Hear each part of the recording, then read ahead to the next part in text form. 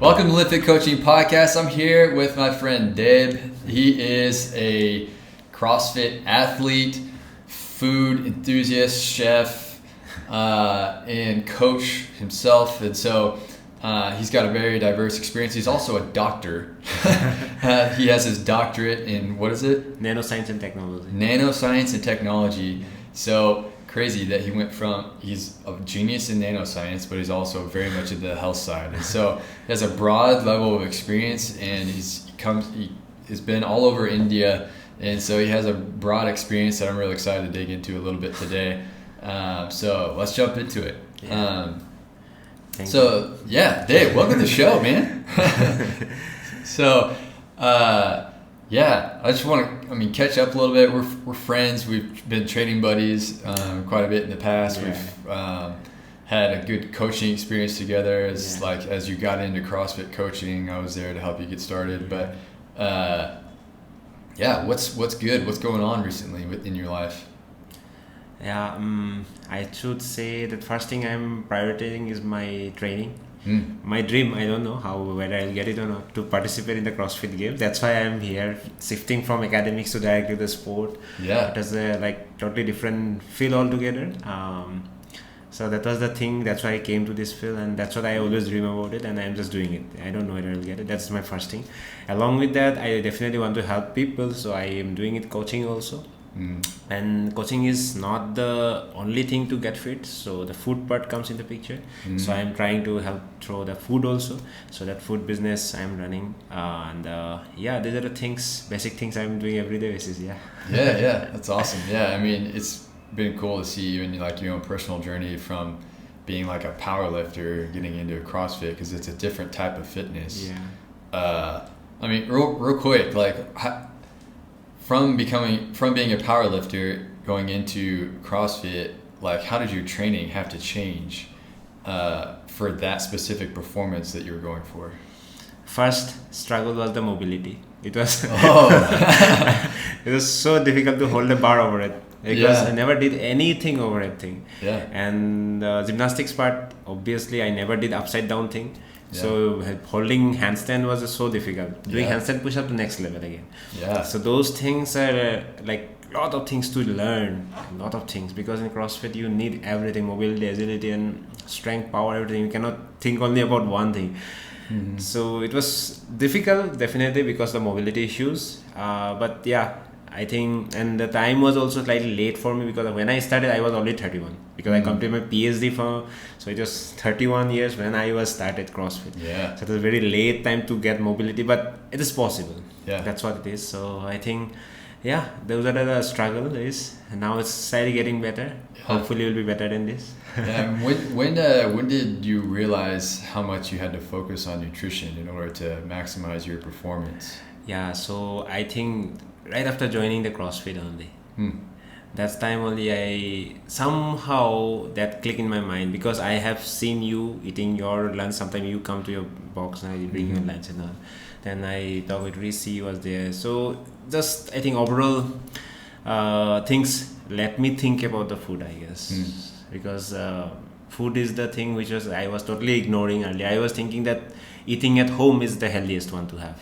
That's normal concept I think every Indian has also. If you're eating at home, means it's healthy. Irrespective of what you are eating. The same my concept was also. So that changed, I think, after meeting all of you guys. So it's like home cooked food. It's true that typically is healthier than outside. Correct. But you can also cook really unhealthy food at home if you choose to, right? So it's it's good to cook from home, but also you learned how you really had to adjust the ingredients you use, the macros that you used, the portions of food that you had, and then you ended up getting your precision nutrition level 1, right? How did that benefit your understanding for nutrition? It was I had some experience of biochemistry and all this thing earlier during my PhDs, MTech and all these things, but it was too deep inside about the food part of it, how food can be understood in a different perspective. It's not about the eating part of it. It's about the how you build your habit about it. So there's a different perspective come in the picture. So I learned so many things from the precision nutrition. Not only calculating the calories, it's about how to build a habit to eat those calories again. Yeah. So those things are very important. Like psychologically, you have to understand so many things. Yeah. So those things I come across with the precision nutrition. Very good. Does that affect like your food business that you're into now, where like you have your own kitchen, right? Yeah. Where you prepare food and you send it out for people for subscriptions, or even like, do you have a dream of having even just like an actual brick and mortar like restaurant? Yes.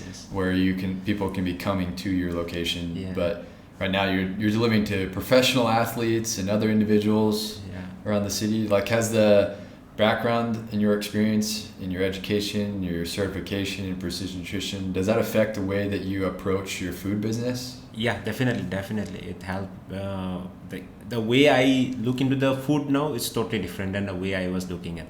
And all these things happen because of the precision nutrition. My own, the priorities towards the being athleticism, like bringing the athleticism in my sport. So those things definitely when you think about something to do it better, you will always dig into that. Okay, how to get better. So that thing always help you to learn more and to do it better in a better way. So I think those all things help me a lot for this. Yeah, I think that's awesome. I mean, if you guys are listening to this and not watching it, Deb is like super lean and jacked. So he started out as a crazy strong guy, deadlifting more than I can do on my best day, and repping it for many reps. And then, but also like when you made your nutrition changes, it was like you got drastically leaner. And that really impacted your capacity for doing body weight gymnastic movements, and the long duration cardiovascular movements. Like that leanness really affected your overall ability to perform. That also impacts your mental confidence as well, right? I remember one thing. I started earlier when I was in university, and I was doing just amateur powerlifting kind of thing. Running maybe 1 kilometer or 2 kilometers was tough for me. It was difficult because my body was heavy, definitely. But after doing CrossFit, I got so much confidence in my that I just went to run 21 kilometer without any kind of practice, without any kind of warm up. This Airtel Hyderabad marathon, and I got my good time. Just I went because I was doing CrossFit. I know that I can bear the pain. That mentality I have. And along with that, the athleticism also there because of the other things I do in the CrossFit.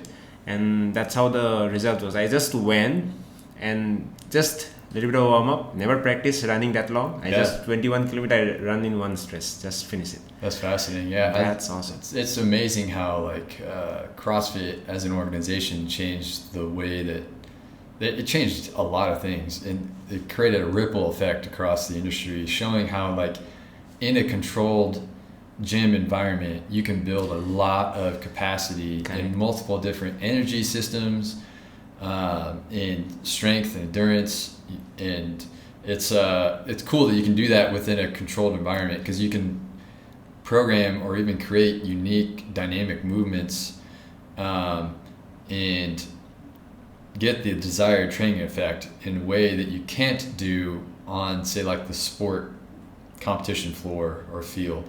And so it's cool that they've kind of turned it into a sport.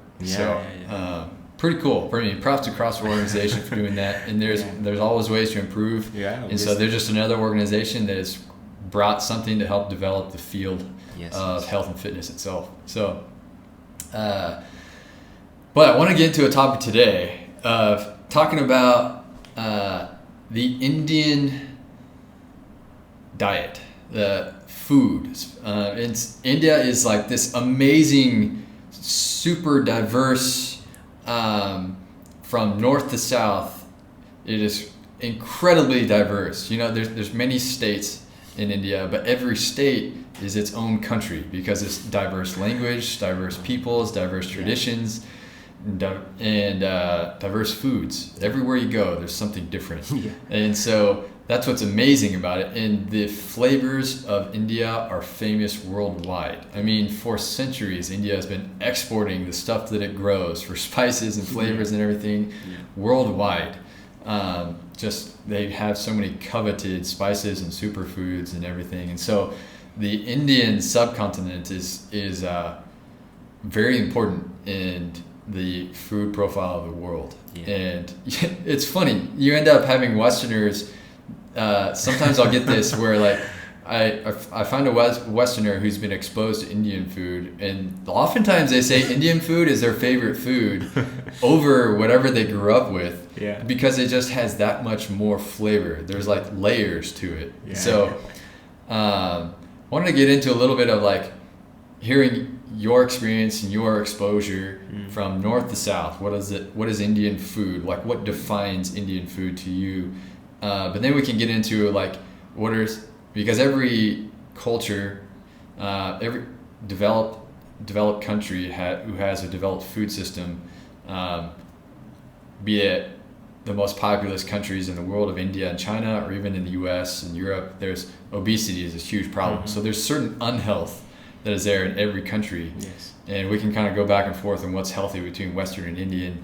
And how can we make Indian food more healthy? Like what are some practical, actionable things that people can do to prepare in their home or even order from outside to get a healthier Indian diet? So that's a long explanation of where we're going. But what's your, in your experience, in your upbringing, and even in your professional experience of preparing the food from north to south, what is Indian food to you? So I'll explain like in the 4 different parts of the country, like north, south, northeast side, and western side. So I belong to the northeast part of it. So northeast part of India there are 8 states basically. So these states are mostly populated with the Mongolites origin. And food, you can say like 70% to 80% people eat the fermented food. Fermented food. So there will be some version of fermentation. It can be from your soybeans to bamboo shoot to fish there will be different varieties of fermented food. And those foods are eaten on daily basis. That is something like from Northeast India you can find it. And South India, as you have experienced, it's lots of spices, and that hotness in the food is very much prominent. And along with that, mostly the staple is the rice. And there's even fermented foods in South India. Every region has its own fermented food.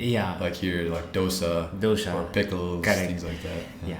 So in the north part of India is mostly like wheat-based roti, chapatis. There are varieties of rotis, chapatis, and all these things will be there. And along with that, they have mostly vegetarian people in the north belt. And they eat lots of paneer, ghee, and all these dairy products also a lot. For our Western listeners, what is paneer? Cottage cheese. Cottage cheese. Okay. So then it comes in like, it looks like tofu almost. It comes in a block. But then you cut it. And it's okay. You can get in paneer. Okay. So those are the things basically. And so the food varieties are tremendous if you see. But as I from the Northeast India, I'll talk a little bit more about the Northeast part of it. So in our day-to-day life, our staple also mostly rice based because we grow rice mostly, and along with that there will be so much of fermented foods and lots of non-vegetarian items we eat. So non-vegetarian is like a very common. Like if someone say vegetarian, you'll be look at it, you're vegetarian, something like that. You're vegetarian. So most of the people are non-vegetarian, and meat consumption is used. Along with that, fish consumption is also there. So not only meat part, fish consumption is very much huge also. So the fish state-wise also differs. So some states they use lots of fish. So they eat fresh fish along with that fermented fish, then with dry fish. So there are variety of food with the fish only. So those fish will be like they will just putting in the curry, get the flavor out of it, and it will be like a nice curry off. Wow. Yeah. So the curries are very common across India? Curries are common, but the taste will be totally different because the spices we use in our northeast part of it is very different from the South India or North India. We don't use much of the oil and all these things. So food in many cuisines, you can see food are mostly boiled also. Oh, really? It's boiled, and there will be some fermented fish to get the flavor, or maybe some fermented soybean to get the flavor, or bamboo shoot fermented one, or dry one, or raw one. They put just to get the flavor. Okay. So the curry becomes different. If you put different flavor, the curry is different. So mostly those fermented different foods we put in the curry to get different flavors out of it. So those things are very common.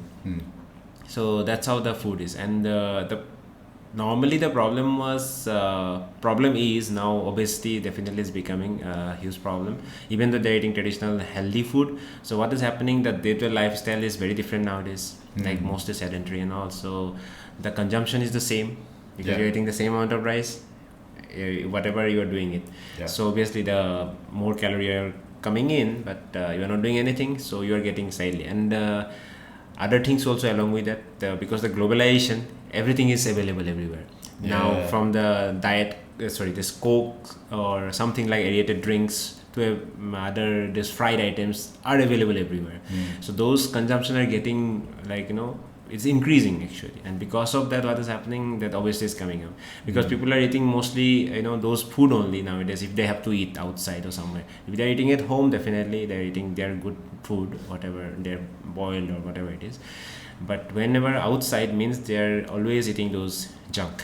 That's the problem is happening as of now. So like with the globalization or the commercialization of food, the quality has gone down a bit. Very much. Finding cheaper ingredients. Correct. And the access to the highly processed or fried or the sweets, those types of foods is increasing people's overall calorie. Yes. While just the modernization of most cities, people are becoming more sedentary. Yes. So, and that's a problem worldwide. It's like it's almost funny being in the health side because it's like I would say we're in the preventative health side where we can teach you habits and programs and things to do that can help you build in that physical activity, but where it used to be a natural part of life, where you have to walk from place to place, or your living is a physically active job like farming.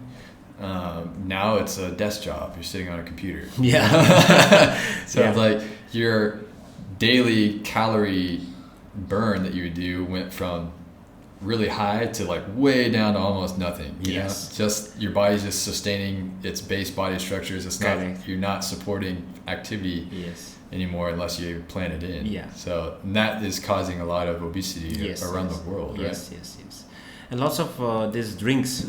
People used to drink earlier. What was the case? Like in my site communities, they used to prepare their own drink, and those are mostly fermented drink. Like my community, basically, we prepare a drink which is called rohi, or that name of the drink basically. So we made it from the rice, and it's fermented, and you make the drink. So that is the drink is like common people drink. It's like alcohol basically, one form of alcohol. So drink, and those are the drinks. Now what other drinks are happening? Like you are getting other drinks, like soft drinks to hard drinks to everything is available, and you are addicted to drink those all of the things whenever you are free or whenever you are sitting or wherever you are doing it. So those things are actually like getting lots of problem because it is easily accessible. Just go out and you get it. That's all. So let's say in your experience in the Indian diet, whether it's where you're from in Northeast India or in North India or like Rajasthan or here in South India, how has the portions on the plate changed over the years? So portions, I feel like normally whatever the plate looks like, 70% will be the carb only. So the carb may be your rice, maybe roti, or maybe like wheat-based items, something like that. But earlier what people used to do, they take out the rice by themselves from the paddy. So they do those pounding things and all. Wow, they have to mill their own grains. Yeah, they have to do by themselves. Every day basis they do that. So morning they will do that. So throughout the day it will run. Or maybe for 2 days they will do it. So the women basically used to do those things. So that is the way people used to do. They pound it and they take out the husk from the paddy and get the rice out of it. So what happened basically, the nutrition value was high because only the husk is gone. The outer layer of the rice is still there. Now you can see the brown rice, and the same brown rice become white when you put in the mill. So because of this machinery, so people are using those mills. Definitely that have to be used because the time consumption is very less and effort is very less. So you are removing the outer layer of the rice, which is very nutritious. So you are getting the little bit processed one. So that's how the thing is right now. So earlier maybe you're eating those rice which are a little bit of brownish side and a little bit more nutritious. You're eating now the white rice. Because it is processed in a different way. Now when you have lots of fiber, that means, right, when you have the outer layer of it, the fibers was more. Now you are eating totally the simple part of it. So what is happening, the same amount, but because of it is slightly processed, the body will react it differently. So the absorption is faster. You get a blood sugar spike, high, which causes a crash, and then that can lead to insulin resistance. Which is like a major insulin resistance. Like those huge blood sugar spikes and crashes are a major cause of diabetes. Right?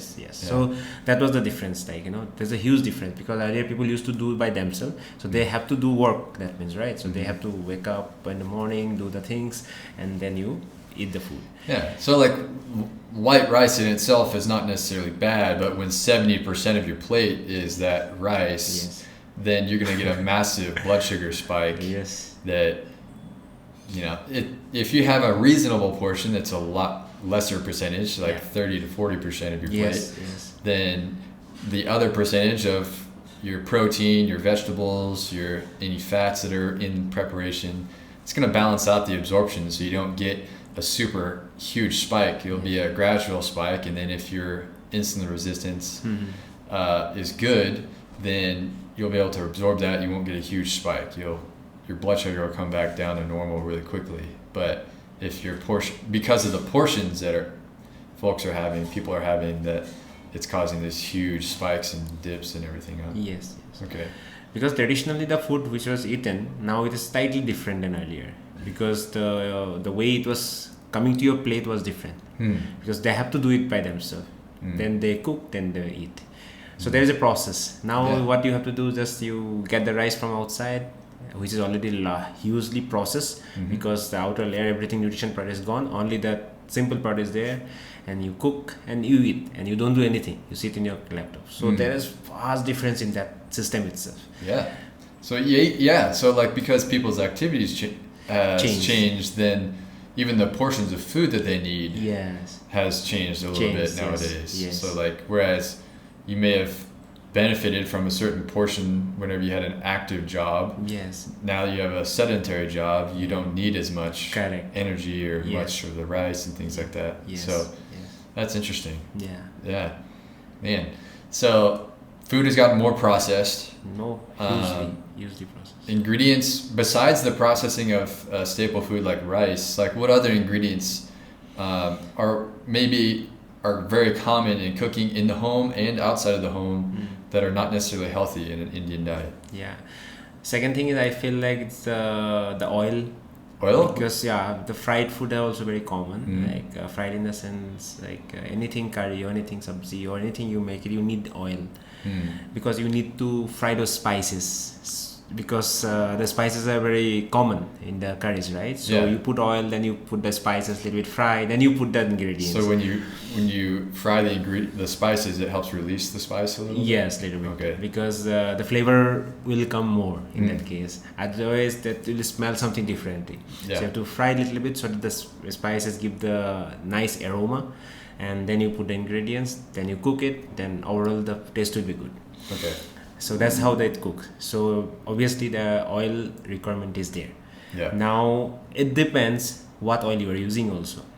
Now because of the advancement in the technologies, and people produce different oils nowadays, like palm oil to everything. And it is globalization, everywhere you can get everything. So they've made cheaper hydrogenated oil and all these things. So earlier people used to grind by themselves. So in Indian culture, you can see so many different instruments which are run by the human power. So you grind it. You extract the oil yourself? Yes, that's how it was actually. Wow. So that was the thing which was earlier. So people definitely following the same tradition of using the oil, but not the way it was processed earlier. Oh. So the processing is different now. You can, and because of the corruption, what is happening, the oil which was used, which was processed earlier, it was pure. Now they're mixing different things. Adulteration is happening also. Okay. And you are not aware because you don't know that much, and you don't have that much of technology to detect every time whatever you're eating. So obviously that adulteration is happening. In India it is in slightly more, I think, common than other places maybe, because of the system to monitor this thing is not that perfect. Okay. So because of that, the chances are more to do adulteration in the food. Okay. So those things are happening. Right. So in the Indian cooking, like high heat cooking is very common because there's a bit of frying and it's faster, and there's use like a pressure cooker frequently, and so. And with a developing country, there's many homes that just can't afford like a higher cost oil, and so they buy the cheaper oils, which happen to be hydrogenated, heavily processed. Yes. And those oils, they promote inflammation, which increase it. And that's like general systemic inflammation. So it makes your joints, it affects your joint health, affects your gut health, it affects your brain health, and if you're using too much of it, which is more common nowadays, would you say, like using more than you actually need to release the spices, the aromas? So nowadays because of this junk food, if you see, which is like heavily deep fried, like for potato, those fries and all, so they have understood the taste of it. And how it is processed. You put more oil, you get more taste. Obviously, fat is always tasty. Fat is always tasty. You fry stuff, it always tastes good. We're not here to say it doesn't taste good. It tastes good every time. Yes. So the same thing is happening with them. Like they are frying it in too much oil, and same thing. Like you don't know what oil you're using it, because people don't think much about it nowadays. And because of globalization, everything is available everywhere. So you get whatever you want. So. And obviously the money matters for many people, right? So they will try to find the cheaper one, the cheapest one. So obviously the cheapest one is obviously it's adulterated or something not good. So that's how the things are. So earlier maybe the oil which they make by themselves and they use it, that is different, because the cold pressed basically earlier it was all cold pressed, which you do by yourself. Now it's like all machinery processed. So obviously the heat will be there, and it will that chemical formula of the oil will change slightly because of the heat generation in that. So obviously that thing is different now. Same thing is different now. So and the reason they do that hydrogenation, that heavy processing, is so they can increase the shelf life of the oil. Because with cold pressed oil, like it will go rancid. Like it will spoil in less time than something that is hydrogenated, heated. The chemical structure of the fats change themselves, like you said, with that whole process. And so although it makes it last longer, because it's chemically altered, that means your body treats it differently, right? So it creates a different reaction in the body, and that's not necessarily a healthy reaction. Obviously. So the same thing works differently now than earlier. Okay. So that's what. Interesting. So the portions of food, the processing of food, the ingredients of food aren't necessarily these common things that are happening in households and in restaurants these days are not helping the health of people. And the same things, the same things are happening worldwide. It's not just here in India. We're not here to bash any one culture. Same things are happening like even in my home country of America, where people will use cheaper oils in order to cut down their costs, increase their margins in their restaurant business. Or people who are trying to save money on a budget, they'll use a cheaper oil. Even in the advertising, the label that's there on the bottle in the store of the oil is so tricky. Yeah. They do everything they can to convince you to buy their product, and they'll find whatever partial truth they can find that they can put on the label. Like canola oil, it has some omega-3s in it, so they'll put omega-3s, healthy for your heart. They can legally say that. But they're not saying about all this other stuff that actually is not helping your heart. So it doesn't necessarily counterbalance itself. But and so like where, say like the frying or the percentage of carbs that are on the plate in India, like in America, it might be the amount of bread that they're using, white bread, or the amount of cheese that is in the American diet. Americans love cheese, and cheese is so calorie dense. And so it's easy to just increase your calories without even thinking about it because of the dairy consumption of America. So every culture has its own challenges. But where do we go from here? Like, what are you doing right now as far as what you can control in your coaching, in your food business, or what can anyone who's listening to this or watching this go from here to make better food within their home in India, in Indian food preparation? How can you improve the ingredients or improve the process of cooking, or the portions you put on your plate to make it healthier? I think first we should focus on the portion part of it. Like, that is the biggest problem which I see, because everyone goes with rice or roti, whatever it is. It's a 70 to 80%. And along with that, they eat other things. So it should be the other way. Like, you eat your veggies, you eat your protein. Along with that, you eat some kind of a carb. So around 30 to 40% is good enough. So that concept has to be reverted a little. So 30 to 40% is only like 1/3 of your plate. So you have to cut down to that much. So it is difficult, definitely, because you are consuming too much of carbs already, and from childhood itself now, it's long time you have been doing the same thing. So it is difficult to change it. But that's how I think you have to make the change. You have to cut it down and increase your other things. So that is the first thing, definitely. Along with that, the other things like the oil part of it, as we discussed, it is hydrogenated, and it is like not good for your health, definitely, because of different things. And so the frying stuff, definitely in Indian culture, it is there already. So you cannot just cut it down and you just stop eating, right? So I think the best way to look at it is like that oil which you're consuming, maybe you can source it from the known sources and like try to get the better version of it. And obviously you have to fry it, means you need oil, so try to get the better version of it so that you can still eat the something good than the bad one. So which oils would you recommend for Indian cooking? So I feel definitely the cold pressed any source is good first, because that is like not hydrogenated, and that is the first thing you're cutting down. Along with that, I think the coconut oil is, I think it's better, a little bit better version of it. Cold pressed coconut oil. Cold pressed coconut oil, so it's a better version of it.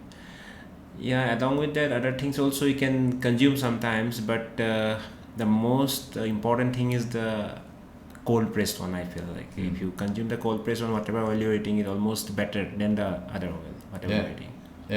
So I guess I've seen some, and usually if it's cold pressed, it's going to end up being in a better quality packaging to make sure that it's kept, stays for longer. Like extra virgin olive oil will be in a dark glass bottle if it's properly sourced and processed. Coconut oil, if it's cold pressed, usually you can keep that in a clear bottle, but it's it will have clear packaging that says it's cold pressed. Or can you cold press like a peanut oil has a little bit higher smoke point, which means like you can fry it. You can fry with it.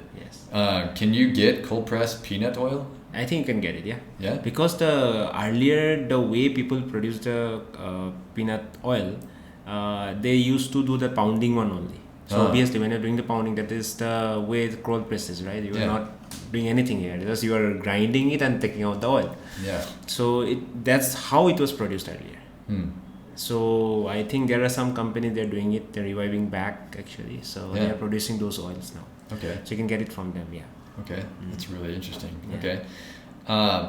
So I mean, what, as far as you mentioned the portions, so reducing the carbs. So if as far as the appetite goes, if you reduce the carbs or the staple that you have, whether it's a wheat-based product or a rice-based product, that means your other things should be a little bit more. Correct. So your protein or your vegetables or whatever other type of Indian food that you're adding, so be that the curry or something. And I guess you mentioned that many households in India are vegetarian. Some part of the north part basically. And even it's quite common in India that people don't have a animal-based protein option every single meal, right?